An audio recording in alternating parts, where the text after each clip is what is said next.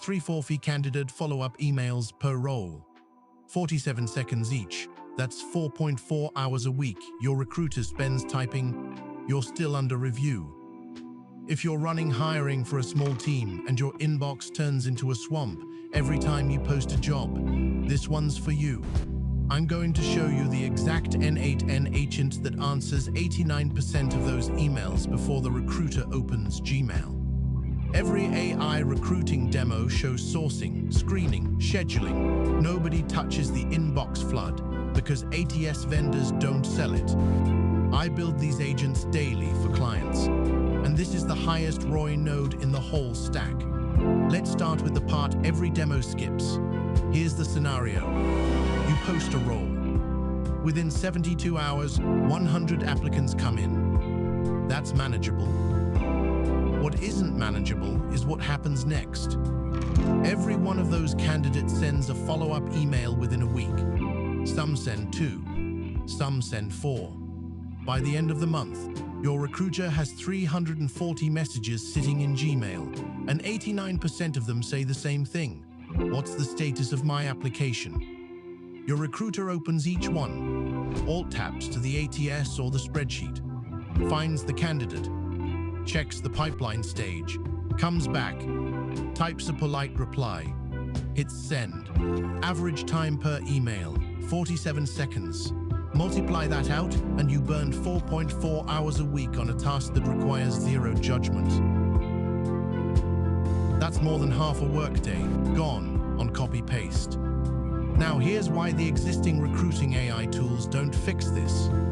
Every demo you've seen from the big platforms automates sourcing, screening, and interview scheduling. Those are the sexy demos, but they all assume the candidate is already in a structured workflow. The inbox isn't structured. It's a fire hose of free-form text, and no ATS I've integrated with actually watches Gmail for inbound candidate messages and replies with real pipeline data. They watch their own portal.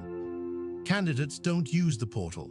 Candidates email the recruiter directly because that's the human they talk to. So the bottleneck sits exactly where the tooling doesn't look. Let me show you the fix. It's 5 nodes in N8N, and it takes about 2 hours to build if you've never touched it before. Step 1. Gmail trigger. Point it at the recruiter's inbox. Filter for the label or the sender pattern you use for candidate mail. If you don't have a label, add a Gmail filter that tags any inbound message referencing the job posting URL or the ATS ID. This is your intake layer, and you want it clean, because everything downstream depends on it. Step 2. Intent classifier. This is a single LLM call with a tight prompt. 3 categories only. Status check, meaning the candidate is asking where they stand. New question, meaning they're asking about salary, benefits, remote policy, anything requiring a real answer. Or withdrawal, meaning they're pulling their application. Return a JSON object with the intent and a confidence score between 0 and 1. Do not let the model be creative here. 3 labels, 1 score. That's it. Anything under 0.8 confidence gets kicked to a human, and we'll handle that in step 5. Step 3, and this is the node every builder skips and then wonders why the whole thing breaks trust. The status lookup. Before the LM writes a single word of reply, you call a tool that reads the candidate's actual pipeline stage from your source of truth. If you use a Google Sheet as your ATS, that's a Sheets node with a lookup by email. If you use Airtable or a real ATS with an API, same idea. The output is a plain string, something like applied, phone screen scheduled, technical round, offer pending, or rejected. This runs before the LLM generates the reply, not after. The reason is simple. If you let the model guess where the candidate is, it will hallucinate a stage. The candidate will call you out, and the whole system is dead. Facts get looked up. Language gets generated. Never mix the two. Step 4. The reply generator. Never mix the two. Step 4. This is where most people over-engineer.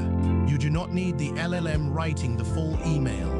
You need 3 template branches, 1 per pipeline state cluster: early stage, mid-stage, final stage. Each template has hard-coded factual language about what happens next and by when. The LLM only personalizes 2 things: the greeting and the closing sentence. That's it. The candidate's name goes in the greeting. 1 line of warmth goes in the closing. Everything in the middle is locked. This is what keeps the tone human and the facts bulletproof. I've watched clients try to let the model write the whole email, and within a week, they've told 3 candidates they got an offer when they didn't. Don't do that. Step 5. The human handoff rule. If the intent classifier returned new question, or if confidence was under 0.8, or if the pipeline lookup returned no match, the agent does not send. It drafts the reply into Gmail as a draft, adds a Slack or Telegram ping to the recruiter with the candidate name and the flagged reason, and stops. That's about 11% of volume in the deployments I've measured. The recruiter opens the draft, edits or approves, sends. If you want to see the exact workflow and other automations we ship for hiring teams, everything lives at BizflowAI.io. Hit subscribe and ring the bell so the next agent breakdown lands in your feed. Because next up, I'm covering the interview scheduling agent that pairs with this one. And if you've got a recruiting inbox eating your week, book a free 30-minute discovery call at BizflowAI.io and we'll scope the build for you.